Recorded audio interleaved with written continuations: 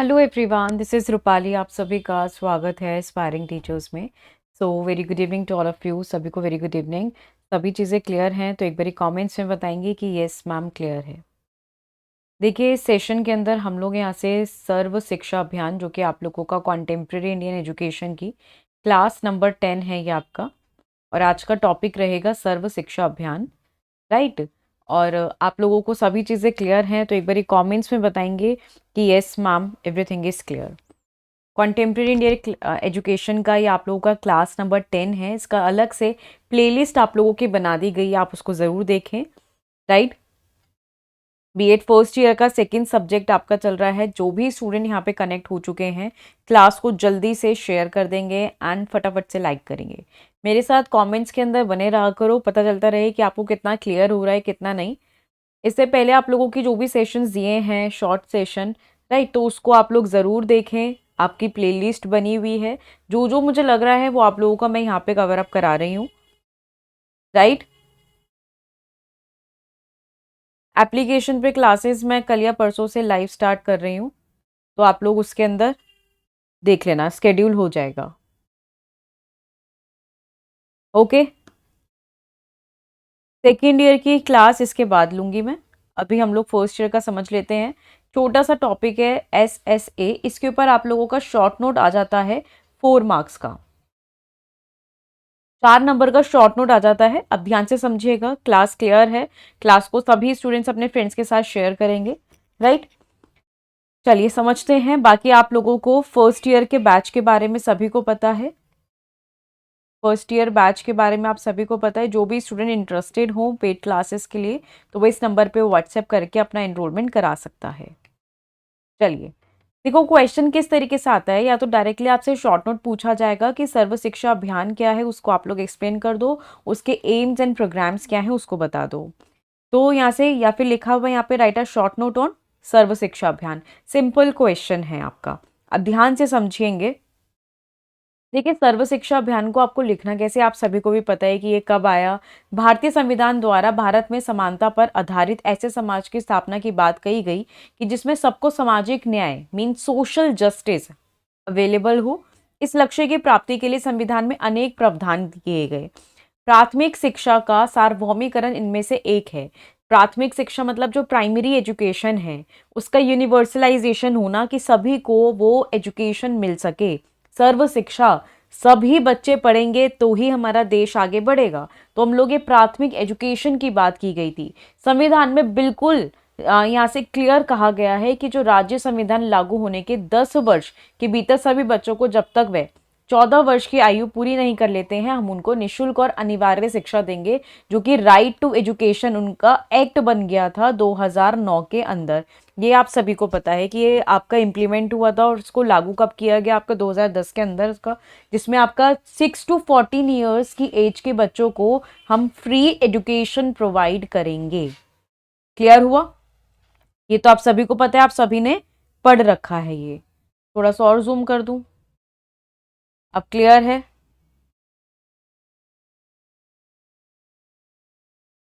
फायदा नहीं है ऐसे, ठीक है, ठीक है। अब देखो यहाँ से पढ़ो उसको ध्यान से। प्राथमिक स्तर पर नामांकन 6 गुना बढ़ा। जब यहाँ पे आप सभी को पता है कि जब हम लोग कुछ फ्री एजुकेशन और कंपल्सरी कर दिया गया, तो जो प्राथमिक लेवल था वो 6 गुना बढ़ गया, 6 टाइम्स इंक्रीज हो गया। लड़कियों का जो एनरोलमेंट था वो 36, मतलब कि 36 टाइम्स यहाँ पे उसकी बढ़ोतरी हो गई है। और 94% स्थान पर 1 किलोमीटर तथा उच्च प्राथमिक स्तर पर 84% स्थान पर किलोमीटर के दायरे में विद्यालय की सुविधा भी उपलब्ध है। ये आप सभी को मैंने सारे पॉइंट्स बता रखे हैं राइट टू एजुकेशन एक्ट के, कि यहाँ पे सरकार को करना क्या होगा कि 6 से 14 साल तक के बच्चों को मुफ्त में शिक्षा देनी होगी, जो कि कंपलसरी होगी बच्चों के लिए। और जैसे जो यहाँ से आपके प्राइमरी स्टूडेंट्स है, प्राइमरी लेवल के लिए 1 किलोमीटर की रेंज में होंगे, देन मिडिल क्लास के लिए उनके 3 किलोमीटर की रेंज में होंगे, देन सेकेंडरी के लिए 5 किलोमीटर की रेंज के अंदर स्कूल उपलब्ध कराना होगा।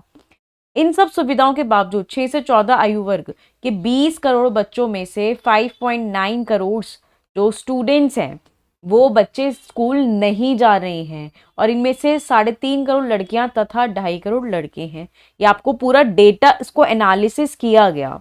आज भी प्राथमिक शिक्षा के सार्वभौमिक का लक्ष्य एक स्वप्न ही मात्र रह गया है। मीन्स आप देख सकते हैं कि 20 करोड़ में से 6 करोड़ तो बच्चा स्कूल जा ही नहीं रहा है, और कितनी बड़ी पॉपुलेशन हो चुकी है ये, राइट। तो यहां से आप लोगों को इसी तरह से उसको एक्सप्लेन करना है।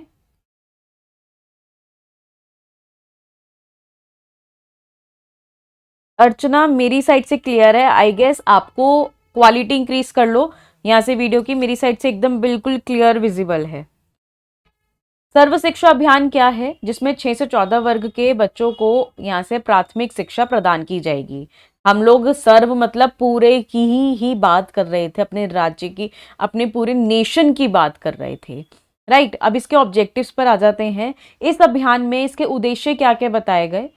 वर्ष 2003 तक सभी बच्चों के लिए स्कूल शिक्षा, गारंटी केंद्र, वैकल्पिक स्कूल तथा बैक टू स्कूल शिविर का उपलब्ध होगा। कि यहाँ पे आप सभी को पता है, जो बच्चे स्कूल नहीं जा रहे हैं उनके लिए ऐसे ये कैंप लगाए जाएंगे, शिविर लगाए जाएंगे।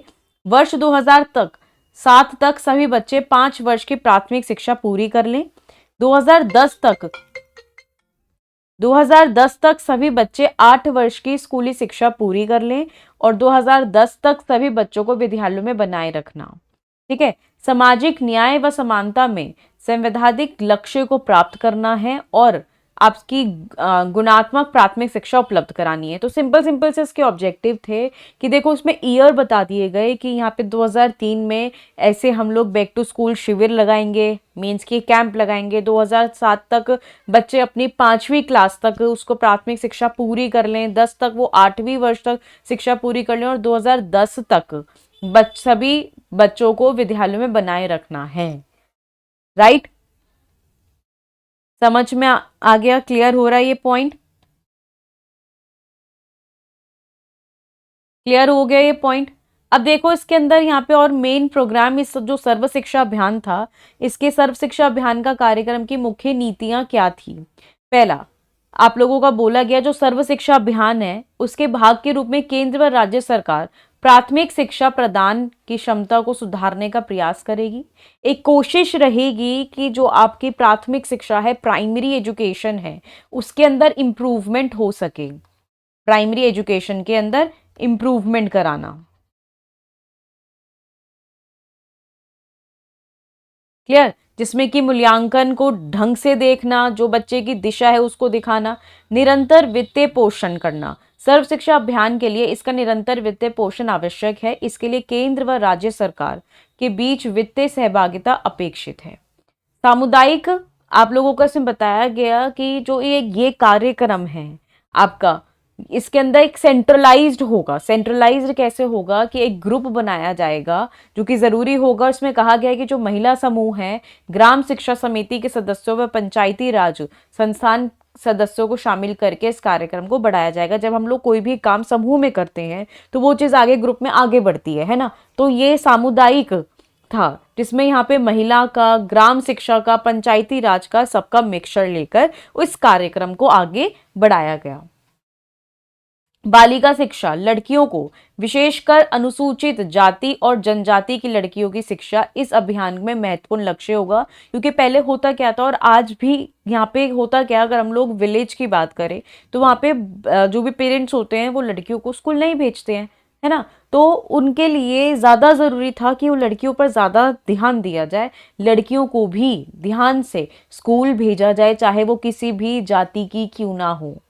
विशिष्ट समूह पर ध्यान देना, विशेष समूह जैसे कि अनुसूचित जाति हो गया, जनजाति, धार्मिक व भाषाई अल्पसंख्या, विकलांग व अन्य वंचित वर्ग के बच्चे की शैक्षिक सहभागिता पर ध्यान दिया जाए। अब देखो यहाँ पे जाति की वजह से या एक वंचित जो विकलांग बच्चे होते हैं या भाषा के रूप में इन्हें भाषा समझ में नहीं आ रही है तो वो स्कूल ही नहीं जाते हैं, वो पढ़ाई नहीं करते हैं। वो क्या करते हैं, अपनी छोटी सी एज से ही वो कमाना शुरू करते हैं, अपना पेट, कुछ पैसे घर लेके जाते हैं। आपने देखा होगा कि रेड लाइट पर कितने बच्चे बेगिंग करते हैं, भीख मांगते हैं, है ना, कि ये दे दो। या फिर कुछ बच्चे होते हैं कि वो पेन बेचते हैं, रबर्स बेचते हैं, है ना, जिससे कि वो कुछ कमा लें और कमा के अपने घर जाएं और अपना खाना या भरपेट खाना खा सके। तो ये काम ना करके बच्चा अगर एजुकेशन लेगा तो वो और अच्छा काम कर सकता है, राइट। तो इसके ऊपर ध्यान दिया जाए। गुणवत्ता पर बल देना, पाठ्यक्रम में सुधारनी, जो भी आपका करिकुलम होगा उसमें इंप्रूवमेंट लाना है। अध्यापिका की भूमिका, सर्व शिक्षा अभियान अध्यापकों की महत्वपूर्ण भूमिका को स्वीकार करते हुए इस बात पर बल देता है कि उनके विकास संबंधी आवश्यकता पर ध्यान दिया जाए। परियोजना ऐसी बनाई जाए, जो भी सर्व शिक्षा अभियान है उसके द्वारा देश भर में ऐसी योजना बना दें कि, और ऐसी पूर्व योजना बनाया जाए कि इसके अंतर्गत जो भी मॉनिटरिंग है, सुधार लाना है, पाठ्यक्रम बनाना है, वो सारी चीजें ध्यान से देखी जाए और उसको आगे बढ़ाया जाए। क्लियर हो रहा है? समझ में आ रहा है तो मुझे एक बारी कमेंट्स में बताएंगे कि यस मैम क्लियर है। जल्दी से बताइए। अब देखो यहाँ पे जो कंपोनेंट्स आ जाते हैं, ये कुछ डेटा दिया हुआ है आपका सर्व शिक्षा अभियान के ऊपर। जैसे कि इस अभियान के लिए केंद्र व राज्य के बीच वित्तीय भागीदारी नवी योजना अवधि के दौरान 85:15 10वीं योजना 75:25 उसके बाद 50-50 की होगी। तो एक ऐसी योजना बनाई गई जिसमें बजट बताया गया है कि बजट हमें कैसे, एक फाइनेंशियल बजट कैसे बनाना है, उसको कैसे खर्च करना है, किन मतलब कहाँ कहाँ पर खर्च करना है। तो वो एक पूरा बजट बनाया गया। अब देखो जो सर्व शिक्षा अभियान है हरियाणा के अंदर, हरियाणा राज्य भी 6 से 14 साल बच्चों की आयु के प्राथमिक शिक्षा प्रदान करने की केंद्र सरकार के प्रोजेक्ट में सर्व शिक्षा अभियान को लागू कर रहा है। और इसके अंतर्गत प्राथमिक शिक्षा जो है, अब देखो इतना सारा आपको मैंने पॉइंट्स बता दिए। अब ये आप लोगों का अभी तक तो 16 नंबर में नहीं आया है, ये आप लोगों का 4 मार्क्स के अंदर पूछा गया है। तो मैं आप लोगों से ये कहूंगी कि आप लोग इसे शॉर्ट नोट के रूप में, जैसे मैंने पॉइंट्स बताए हैं, इसका इंट्रोडक्शन बताया है, उसको समझ कर आप लोग एक्सप्लेन करिए। ठीक है? जो क्वेश्चन जिस लेवल के लिए है उसको समझिए और आगे बढ़िए।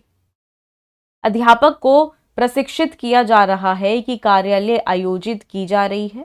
शिक्षा संस्थान को अधिक सुविधा संपन्न बनाया जा रहा है। इसके लिए विभिन्न एजेंसियों द्वारा चलाए गए कार्यक्रम व योजना के साथ यहाँ पे स्थापित किया जा रहा है। सभी जिलों में यह अवसर प्रदान किए जा रहे हैं। स्थानीय आवश्यकता और वातावरण को ध्यान में रखते हुए प्राथमिक योजना विकसित की जाए। मतलब सिंपल से पॉइंट्स हैं कि यहाँ पे सर्व शिक्षा का मतलब है संपूर्ण शिक्षा, हर तरफ शिक्षा होनी, सर्व शिक्षा। हमारे देश भर में जितने भी बच्चे हैं 6 से 14 साल तक के बच्चों को हम मुफ्त में भी एजुकेशन दे, और एक हर एक बच्चा पढ़ेगा लिखेगा तो हमारा देश आगे बढ़ेगा। तो ये इसका सपना था, जो कि यहाँ पे इसको पूरा अच्छे से लागू किया गया। इन्होंने अपने पॉइंट्स बता दिए गए।